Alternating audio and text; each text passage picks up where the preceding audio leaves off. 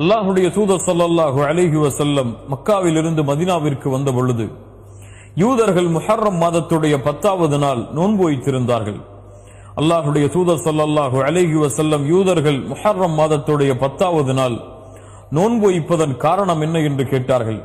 அதற்கு யூதர்கள் பதில் சொன்னார்கள், இந்த நாளில்தான் நபி மூசா அலைஹிஸ்ஸலாம் அல்லாஹ்வின் உதவியால் அவர்களும் அவர்களுடைய சமூகமும் ஃபிரௌனிடமிருந்து காப்பாற்றப்பட்டு ஃபிரௌன் கடலில் மூழ்கடிக்கப்பட்ட நாள்.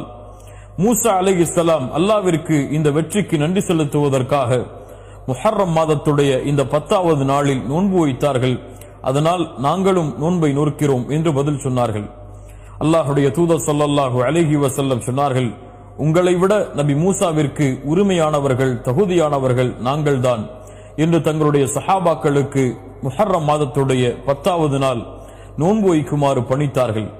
அல்லாஹுடைய தூதர் ஸல்லல்லாஹு அலைஹி வஸல்லம் அவர்களும் முஹர்ரம் மாதத்துடைய 10வது நாளில் நோன்பு வைத்தார்கள். கண்ணியத்துக்குரியவர்களை பின்னால் சஹாபாக்கள், அல்லாஹுடைய தூதரே, யூதர்களோடு ஒப்பிடுவது போல் இருக்கிறதே, யூதர்களும் முஹர்ரம் மாதத்துடைய 10வது நாளில் நோன்பு வைக்கிறார்கள், நாமும் முஹர்ரம் மாதத்துடைய 10வது நாளில் நோன்பு வைக்கிறோம். அதற்கு அல்லாஹுடைய தூதர் ஸல்லல்லாஹு அலைஹி வஸல்லம் சொன்னார்கள், யூதர்களுக்கு மாற்றம் செய்யுங்கள்.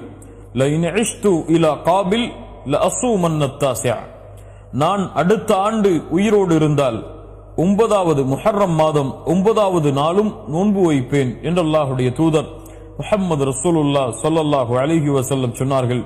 ஆனால் அடுத்த ஆண்டு முஹர்ரம் மாதம் வருவதற்கு முன்னால் அல்லாஹ் ரப்புல் ஆலமீன் அல்லாஹுடைய தூதர் முஹம்மது ரசூலுல்லாஹ் ஸல்லல்லாஹு அலைஹி வஸல்லம் அவர்களுடைய உயிரை கைப்பற்றி விட்டான்.